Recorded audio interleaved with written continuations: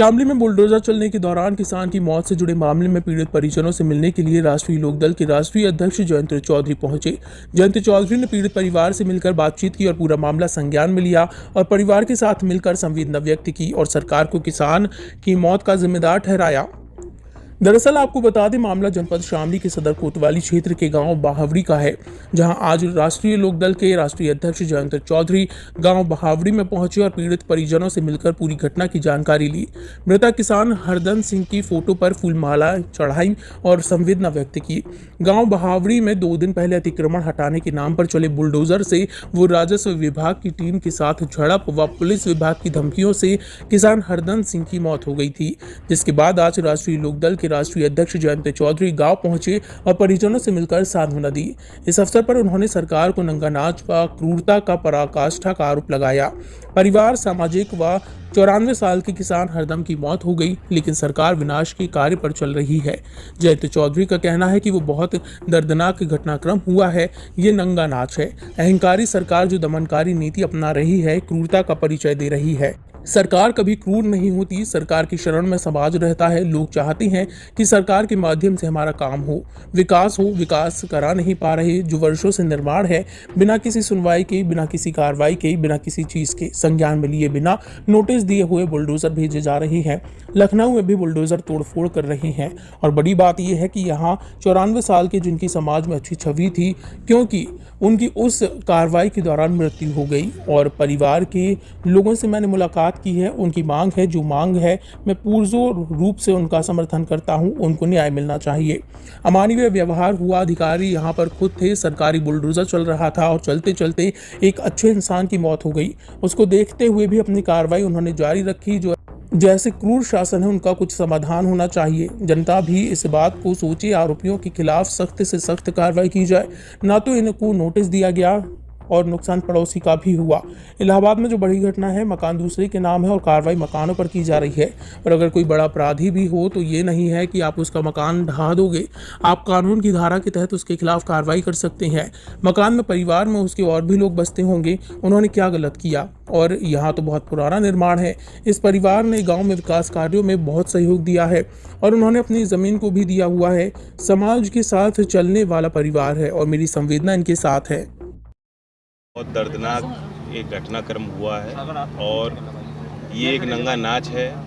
एक अहंकारी सरकार जो दमनकारी नीति अपना रही है, क्रूरता का परिचय दे रही है। सरकार कभी क्रूर नहीं होती। सरकार के शरण में समाज लोग जाते हैं, बचाव के लिए लोग जाते हैं। लोग चाहते हैं कि सरकार के माध्यम से हमारे काम हो, विकास हो, निर्माण हो। निर्माण तो ये करा नहीं पा रहे और जो वर्षों से निर्माण हैं, बिना किसी सुनवाई के, बिना किसी कार्रवाई के, बिना किसी चीज़ को संज्ञान में लिए, बिना कोई नोटिस दिए बुलडोज़र भेजे जा रहे हैं। अब गांव में भी बुलडोज़र आके तोड़फोड़ करेंगे। और बड़ी बात यह है कि यहाँ एक 94 साल के बड़े भले और समाज में जिनकी अच्छी छवि थी, प्रधान मुखिया जी, उनका परिवार, वो सब आहत हैं क्योंकि उनकी उस कार्रवाई के दौरान मृत्यु हो गई।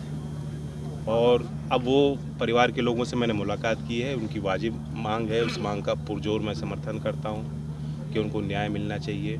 अमानवीय व्यवहार हुआ क्योंकि अधिकारी यहाँ मौजूद थे, सरकारी बुलडोज़र चल रहा था और चलते चलते एक अच्छे इंसान का निधन हो रहा है, मृत्यु हो रही है। उसे देखते हुए भी अपनी कार्रवाई को नहीं रोका गया। तो ऐसे जो क्रूर शासक हैं, उनका भी कुछ समाधान होना चाहिए जनता के हाथ से।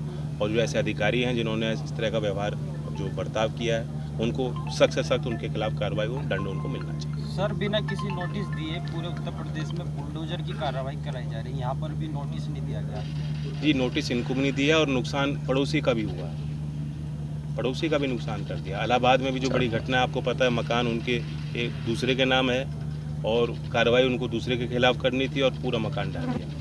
अब मकान कोई जुल्म थोड़ी ना करता है। कोई मानिए कोई बड़ा अपराधी भी हो तो आप कानून की धारा के तहत ही उसके खिलाफ कार्रवाई कर सकते हैं। मकान में उसके परिवार के और भी लोग बसते होंगे, उन्होंने क्या गलत किया? और यहाँ तो बहुत पुराना निर्माण है और इस परिवार ने गांव में विकास कार्यों में भी योगदान दिया। गांव में जो स्कूल है, मुझे उन्होंने जानकारी दी, उसके लिए भी अपनी ज़मीन, निजी ज़मीन उन्होंने दी, दान किया। तो समाज के साथ रहने वाला, चलने वाला परिवार है। मेरी संवेदना परिवार के साथ। मौत हुई है, यो हरदन सिंह मुखिया। क्या पूरा मामला है जी? यो मामला यूँ था जी, जैसा यू प्रधान बन रहा, यू पहले तो ही जेल में भी जा रहा था यू, तो ये भी प्रधान बना दिया गांव को ने।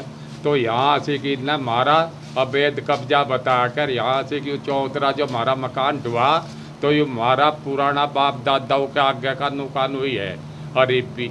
और यहाँ 2 ट्रैफिक बराबर निकट जा कुछ देर रास्ते की, तो रंजिश की वजह से हमारा युद्ध धुआ दिया इनने। और हमारे पास कोई इतला नहीं आई, कुछ नहीं आया। रंजिश कैसी माने कैसी रंजिश बता रहे हैं? प्रधानी की, हमने इसकी वोट नहीं दी प्रधानी में। अच्छा, जयंत चौधरी जी आए आज क्या? हाँ, जयंत चौधरी आए जी, हमने जयंत को भी नहीं बता, हम तो बतावे ईमानदारी की।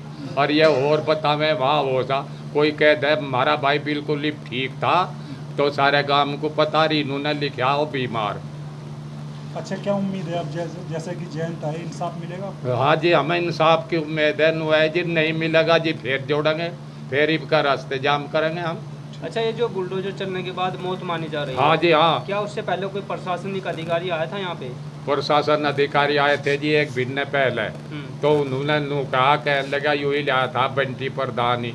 तो वे नू कहने लगे भाई थारा अवैध कब्जा नहीं हो, ठीक है रास्ता बहुत चौड़ा था रे उसको थारी बराबर में। किसने कहा था? यू इनने कहा था, तो पुलिस वाले थे जी, और ये एक कानूगो था, पटवारी था, और यू प्रधान था। तो नू कहने लगे थारा यू ढह नहीं, तो पुलिस वालों ने पटवारी प्रधान ने ये बयान दिए थे एक महीना पहले, और थारा ढह नहीं, थारा ठीक है, और थारी रजाबंदी था ढह सके वो नहीं ढह। तो ये मुखिया जी की मौत मानी जा रही, इसका बाद में मैं बताऊँ। तो फिर जो है मुखिया जी यहाँ बैठे थे, बाहर 5-4 आदमी और थे उसके दौरान। तो यू जो प्रधान है न, तो यू एक वो था, यू चौकी का वो 2-3 सिपाही एक लेजीट थी, और यहाँ से हमारा भाई बैठा था, तो इन्होंने नहीं पूछा था, अच्छा आ क्या बुलडोजर ही चलवा दिया इस पर। अच्छा, तो इन्होंने कोई इतला नहीं हुई हमारे पे, कोई वो नहीं कहा कि भाई के विचार है ढुआओ नहीं, कुछ नहीं जी। तो अपने हंगे में आकर तो जो है हमारे भाई की बहू है रणबीर बानी या रोकने लगी, इस वे लेडीज पुलिस पकड़ के पर लेगी, कहने लगी कार में बैठा के पता नहीं कहाँ पहुँचा देंगे। और फिर हमारे भाई को उन्होंने कहा दरोगा ने, वो चौकी का कहने लगा कि ऐसा कर देंगे जिंदगी भर जेल में तो नहीं निकलन दे। और यार फिर जी धक्का मुक्का हुआ, हमारा भाई के फिरान लेकर के, तो उसका भी ढाका, उसका बाद में जीप गए वे। मतलब बुलडोजर बाद में भी चलता रहा? हाँ जी भी